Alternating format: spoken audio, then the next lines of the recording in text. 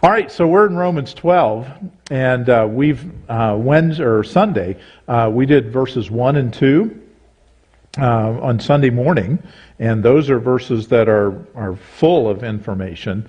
And then verses 3 through 8, talking about your responsibilities in the church. And then it's kind of hard to put some of these other verses. You can easily quibble as to where the break should be. There's actually a paragraph break in verse 9. But to me, it almost seems like the next few verses should be part of what we studied in relation to the church, but most people put them in here. But we're talking about how to practice our righteousness. How do we make the righteousness come alive?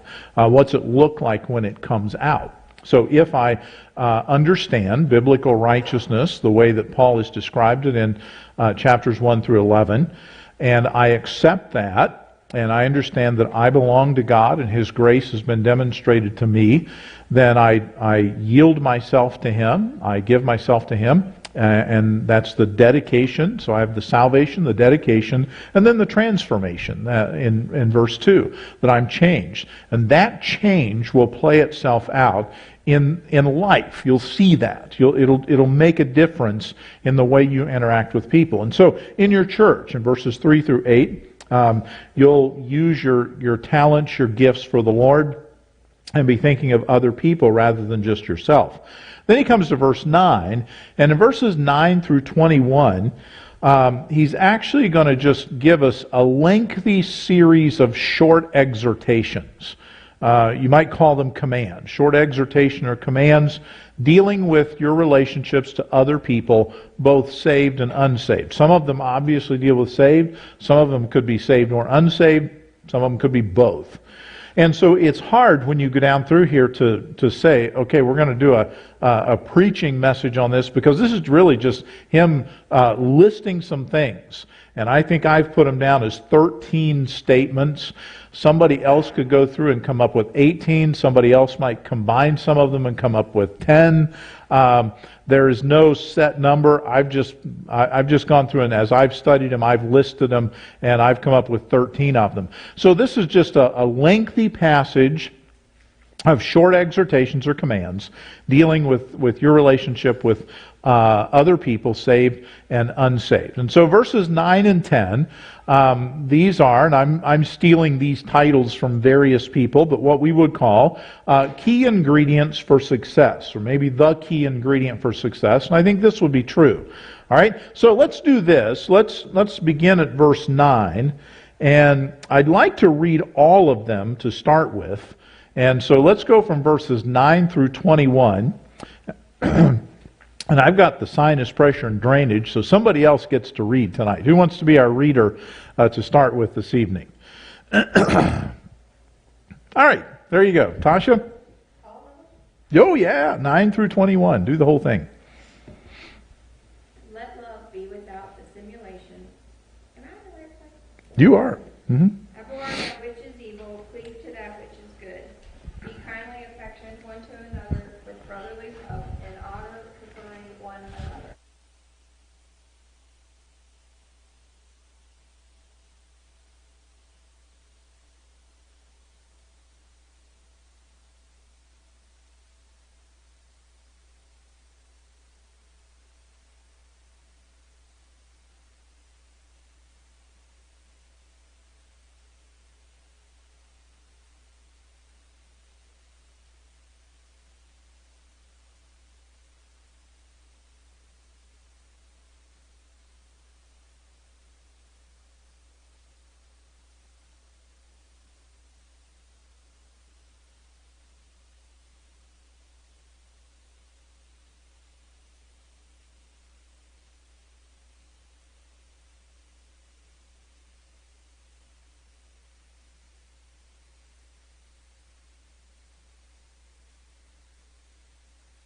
Overcome of evil, but overcome evil with good.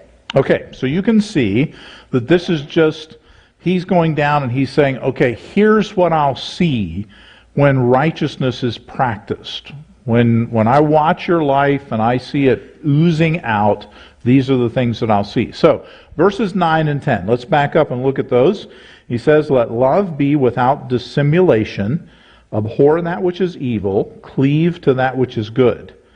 Be kindly affectioned one to another with brotherly love, in honor preferring one another. So here is the first set of exhortations. And I'm going to put them up here in New American Standard. So if you have a King James, you can compare the terminology. You can see what it's talking about. So when you go to verse 9, it says, let love be without hypocrisy. King James says, without dissimulation. And that's kind of a cool word if you want the cool word for the day, dissimulation. But what does it mean for love to be without hypocrisy? I'm going to ask you for a lot of information on this tonight because it's really more of a discussion type of passage rather than just teaching or informative. You got to think through, what does this mean? So what is hypocritical love? What would that bring to your mind when you think of let love be without hypocrisy? What would be hypocritical love? Sincere love. Okay, sincere love. All right, good. Yeah. So, Chipper. Well, are you asking what it is, or like what is hypocritical love? Yeah, what is hypocritical love? I guess that would be kind of doing things for people and developing relationships, but you're kind of first. Okay. Your interests are more important. You have an agenda, I guess. Okay. Yeah. Rebecca? Asking for something you're not willing to give. Okay, that's good. Asking for something that you're not willing to give. Anybody else? What is hypocritical love? If I said their love is hypocritical, what would that mean? Daryl? Mainly doing it so others see you doing it. Okay, yeah, so others would see you doing it. Yeah. Yeah. Ron? The Old Testament puts it, they love with their lips, but not with their heart. Yeah, right. It's a love that's outward, not inward. Now, Jason hit on it. The actual word here is sincere. And you may have heard this before, but this word was something where they would often use it to talk about like a vase. If a vase had a crack in it, sometimes they would fill it with wax. And it would look like it was okay, but after a while that wax would come apart or would fall out of there, and the vase was no good. And so in order to find out if something was filled with wax, you would take it and turn it upside down and look at it, and if you could see light through it, you knew that was wax. And they said that was insincere. It wasn't something that was honest. It wasn't pure.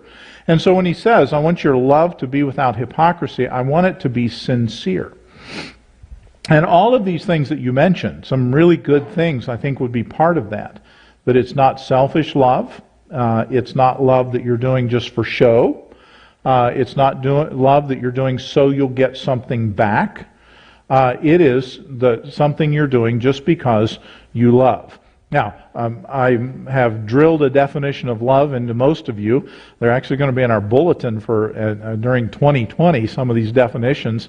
But love is a selfless commitment to another's highest good. And so if we think of that, let love, your selfless commitment to another's highest good, be without hypocrisy. Don't be hypocritical in your love for other people. All right, so then let's add number 2 to that.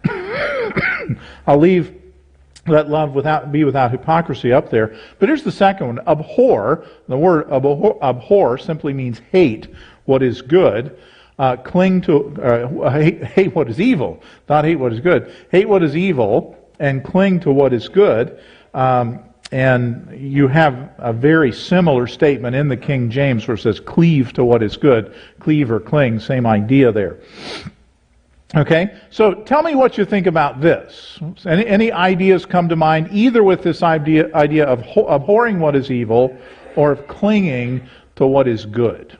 What ought we to say about that in relation to making sure that we see that practiced in a display of our righteousness? John? I would say it's easy, especially when we see all the evil around us, to become sort of callous to it and not really realize how much it grieves God. Yes. Yeah, I think that's very possible. that evil becomes so commonplace that we don't really have any hatred for it anymore. It's just like, yeah, well, that's what it is. Okay, good. All right, other observations. Jason? Well, it's not just hating what is evil, but do what's good. Go cling to what's good. Good. Yeah. Avoid the evil, but go out of your way to make it good. Yeah, I'm gonna put you up here because you're hitting some good points. It might be in my bulletin here in just a minute. I think what he's saying is true because you can't really hate evil without loving good. Right. Yeah. Yeah. Right. You have to have the something to fill the vacuum. Yeah. If you're going to hate evil, what are you going to do? All right. Okay. Anything else? Tasha? I don't know, I think it kind of goes back to even the first part, because if you're loving correctly, Mm-hmm. then that is clinging to the good, Mm-hmm. and you're not being deceitful or evil by loving incorrectly. I think you've gotten all of them, maybe except the second one here, which is something I wanted to throw out. But what Tasha is saying, I think perhaps this could be, and this is why when people number these, you might have this all number 1. But I put it as number 2 because I think it's a separate command. But it could very easily be an explanation of what's taking place in the first one. Let love be without hypocrisy. If you're going to have unhypocritical love, you've got to hate evil and cling to what is good. I tend to think maybe it's a separate statement. But hating sin is biblical. You have this mindset out there that we're never to hate. Well, we're never to hate people in that sense, but we're to hate sin. That is a biblical idea. Why should we hate sin? Daryl? Because God hates sin. It's the opposite of God. And so there's nothing wrong with us hating sin. That ought to be true for us, that we hate sin. And I think, John pointed it out, I think we get, callous isn't the right word, but what would be the other word? We get, well, what is it? Desensitized. Yeah, we get desensitized to it. And we don't really hate it any longer because it's just around there. And so I don't notice it as much. And I know that that's true because I'm like that. This whole, LGBTQT thing just throws it out there and it just becomes part of what's there. But there ought to be a hatred for sin. Doesn't mean you hate people, but you can hate some actions that ought not to be there. And things that are wrong. Then the third thing that's up there, you all picked out very well. There is clearly a twofold exhortation here. You're to abhor what is evil, clearly. You're to hate that. But if you stop there, you're really just a negative, hateful person. You have to cling to what is good. You have to decide, I'm going to hold on to the things that are good things. And I want those things to be what are part of my life. I'm going to cling to those things that are right and those things that are good. And then number 3 here is the next verse. In verse 10 he says, in the King James it says, be kindly affectioned one to another, with brotherly love and honor, preferring one another. And in New American Standard it says, be devoted to one another in brotherly love. Give preference to one another in honor. And you can see here again, we could do number 3 or number 3 and 4. I kept these two together as I was doing it because I think they're probably connected. I'm to be devoted to one another in brotherly love. That's why I think this could refer back to the church. Give preference to one another in honor. All right, so give me your thoughts on this. What are some things we ought to say about this exhortation?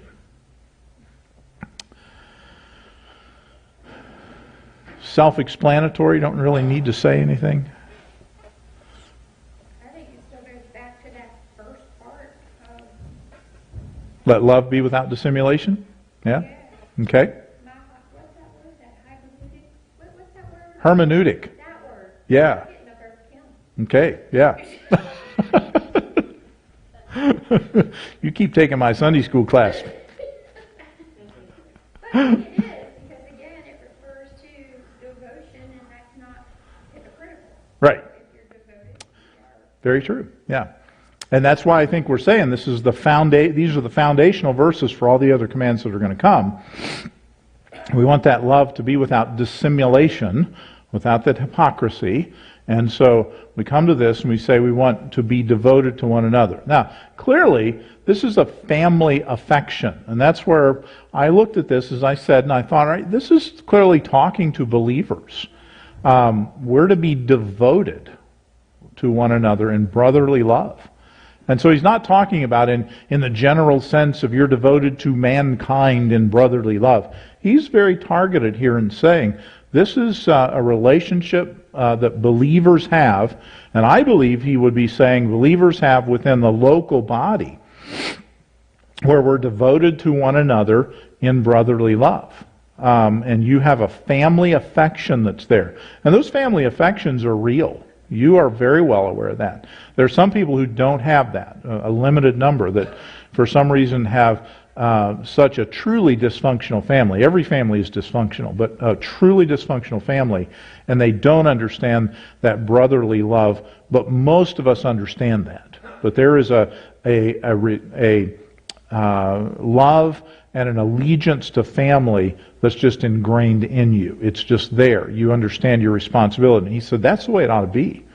That when you're a believer and that righteousness comes out, there ought to be a devotion to one another in brotherly love. And then he said, let's go a little bit beyond that, giving preference to one another in honor. So I'm going to think of others as better than myself. This would make us think about Philippians chapter 2, where it talks about Christ and where he took off his divinity and took on humanity, and it said that he thinks of others. He considers others better than themselves. That we have this others-oriented mindset where I'm going to honor people. I'm going to think about their needs rather than my needs. And this is something that will happen to a person who really, truly has gotten the idea of righteousness. All right? So there's the first little group of them. I think we could group those together and say these are foundational things that we're going to love without hypocrisy, and we're going to come to the place where we say, I really, truly have a love for those that are in the church, and since I have that love, I'm going to be devoted to them as though they're my family. They're going to be my Christian family, and I'm going to honor them and give preference to them. And if people do that, what happens in a church family? What's the result?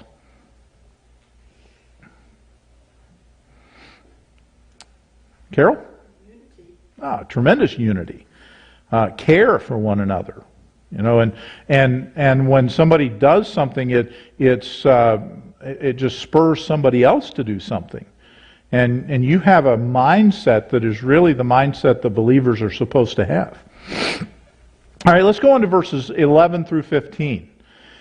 And we'll call these personal attitudes that make you more attractive to others. Okay?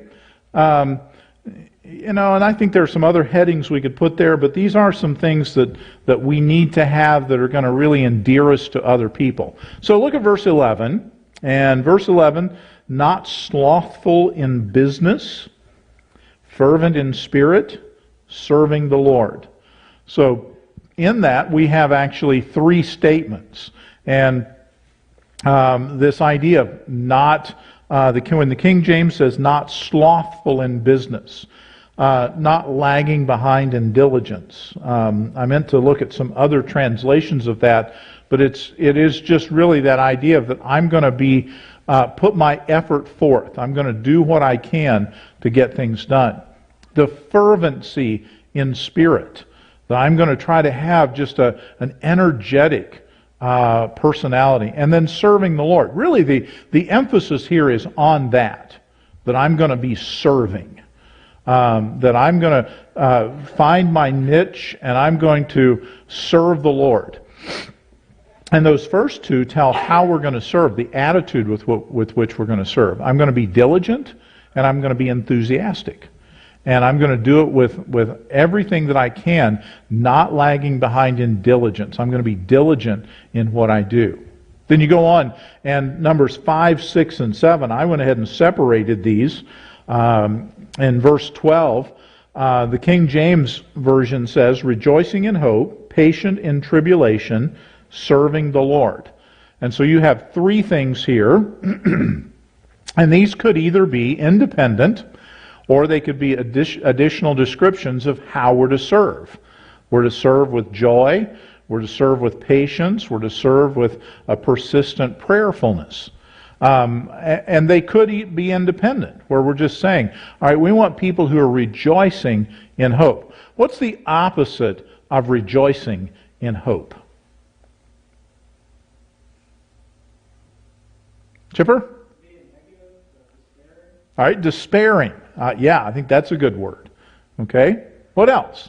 If I'm not rejoicing in hope, what am I doing? What is it? Doubting Thomas? Anxious? Yeah. Yeah, I don't know what's going to happen, and I'm nervous all the time. Well, rejoicing in hope, what is the hope?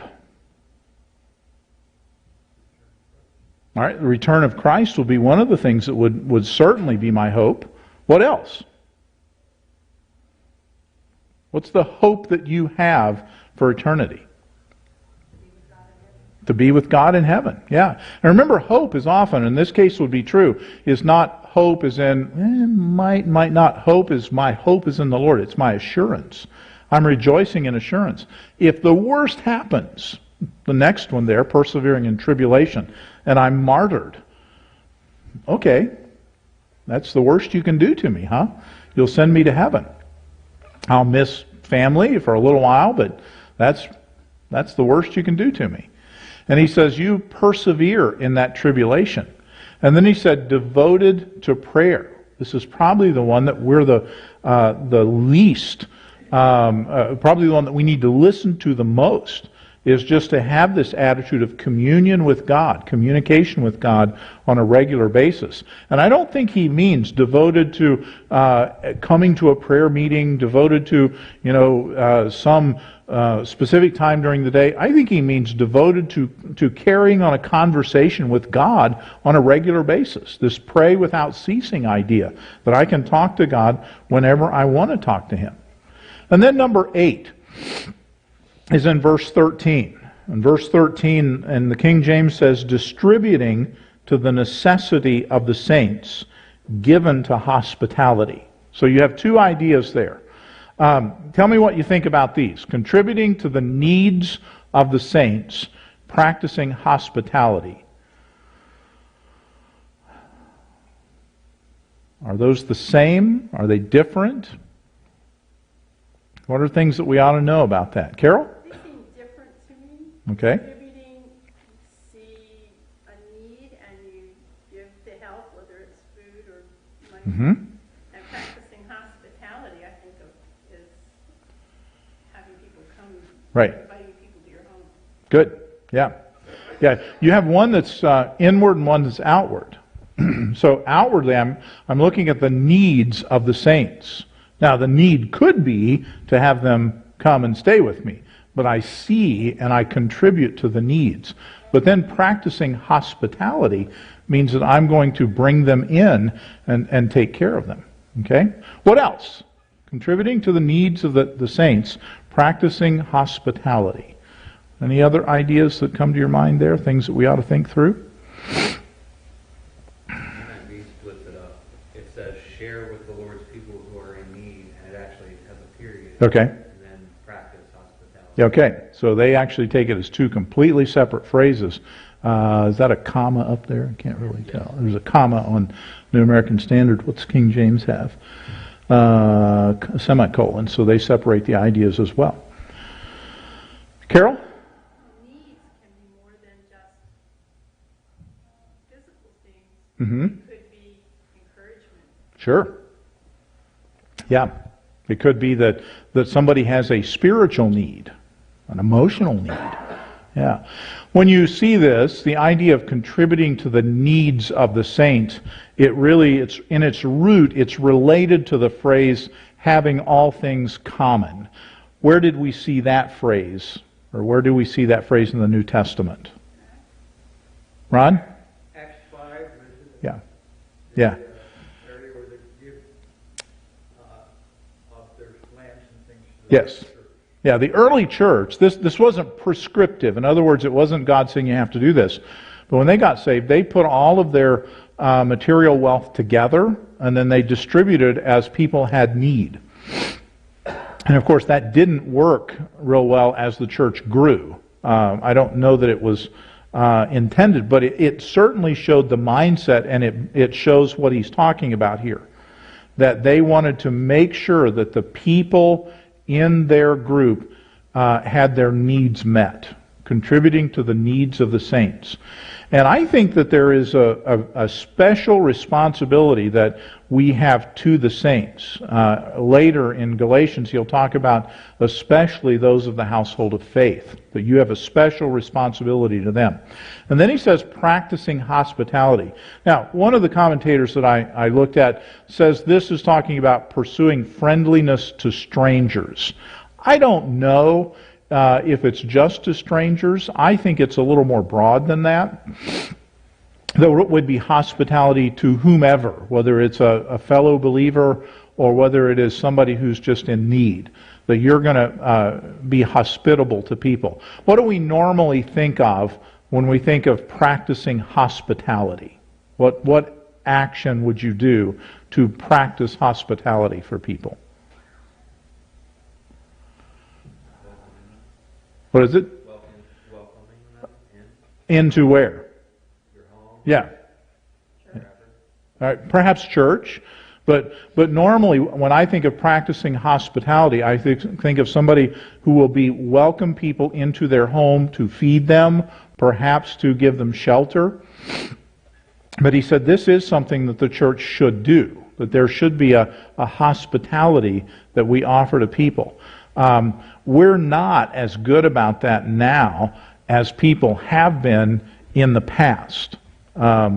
It used to be people would have guests in their home regularly. It would be a normal thing. As a matter of fact, when Dad got saved and we started going to church, when a missionary came, where did they stay? Where? People's homes. Somebody's house. You know, the pastor, I can remember, he would just get up and say, hey, so-and-so's coming, who wants to keep him? And, and there would actually be people who would volunteer. You'd each husbands and wives saying, and then, oh yeah, we'll do that. And that was pretty normal. Our family did it. I met a lot of good missionaries. I should say I met a lot of missionaries. But we kept people, and it was good to have them in our home. And there's hospitality. And so there is this pursuing friendliness to strangers, just getting to know people and be willing to reach out to people. And remember what we're talking about. This is righteousness being displayed, being shown. All right, let's go on to the next section. And it's talking about the emotions or reactions to actions and emotions of others. So in verse 14, bless them which persecute you, bless and curse not. And then verse 15, rejoice with them that do rejoice, and weep with them that weep. Be of the same mind one toward another, mind not high things, but condescend to men of low estate, be not wise in your own conceits. The first two verses, verses 14 and 15, he says, okay, bless those who persecute you. Bless and do not curse.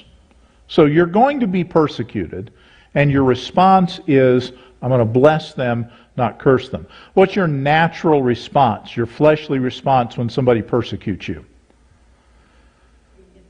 Yeah, I'm going to figure out, I'm going to get back at you. I'm going to figure out how to get you. That's my fleshly response. How many of you are pretty good at that? Oh, come on. I am. Yeah, I can be vicious if I would let myself. But he says you're going to have to let that righteousness come out in a different way. When people persecute you, you bless and not curse. And this is a hard thing to do. This is when the Spirit has really controlled you. There are two that I think of as examples of this. One would be Jesus himself. He was, of all people, most inhumanely and unfairly persecuted. Died on the cross as a sinless man, and was accused and mistreated, and yet he blessed and didn't curse. And then you have Stephen, and of course his example in Acts 7 tells us the response that we ought to have, and we hope we would have if we found ourselves in that kind of a situation. Verses 9 and 10, or verse 15 is number 10. Rejoice with those who rejoice, and weep, or the idea is mourn with those who weep. So I'm going to recognize the needs of people. What do we call this? What is described in verse 15? Shobana?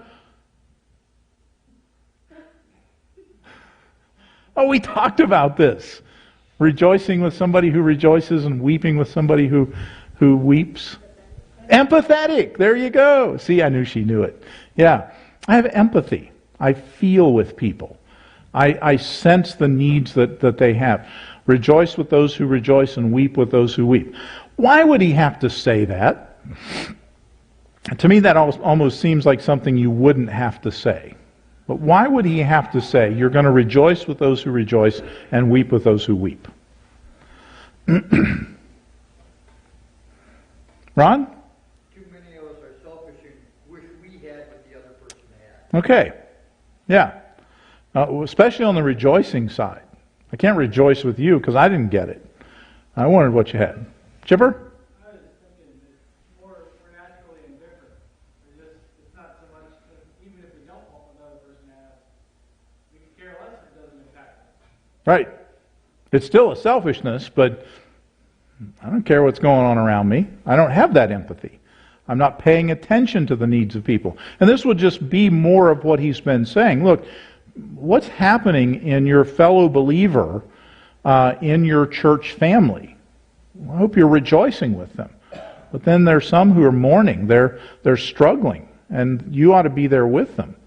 And it doesn't mean that you're going to fall into the bad things that, somebody is depressed. I don't have to get depressed. I go over and help that depressed person. I'm there to encourage them and bring them along. And then let's look at one more. There's the word empathy there. Let's look at verse 16. And in verse 16, he's going to say, be of the same mind toward one another. Do not be haughty in mind, but associate with the lowly. Do not be wise in your own estimation. And here's one that it was very difficult to figure out how to number it, because this could be two separate things.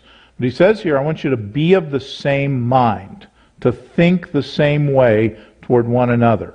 Don't be haughty in your mind. What's the other word for haughty? What's pride? Yeah, it's pride. Don't be proud in the way you think, but associate with the lowly. Don't be wise in your own estimation. So when he says don't be wise in your own estimation, how would you restate that just so we make sure we know what it says? Jason? Don't be conceited. Don't be conceited. Yeah. Don't fall into conceit. And so he says, I want you to live in harmony. It's the same attitude.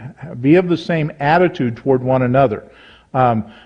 Not this way with one person, this way with another person. That's that dissimulation. Be sincere. But be of the same mind one toward another. And don't be haughty. Don't be proud in your mind, in your own thinking. Don't lift yourself up. But then you associate. And so you've got a negative and a positive here.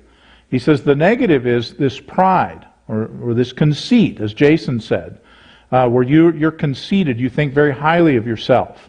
And he said, no, let's not do that, but let's do the positive, and that is associate with the lowly. Now, how do you associate with lowly people?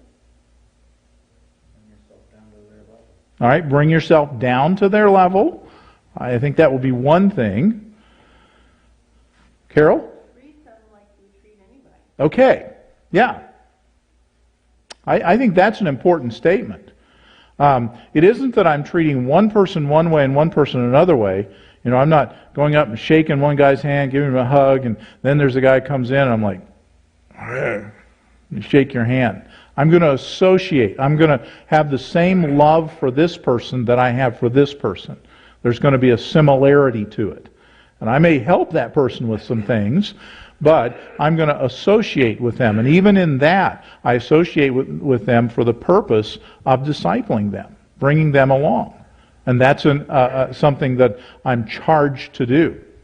And so I want to make sure that I'm at the place where I'm willing to do that, just to reach out to other people. And this could be saved or lost. Now, in verses 17 through 18, he's going to talk about our relationship to unbelievers.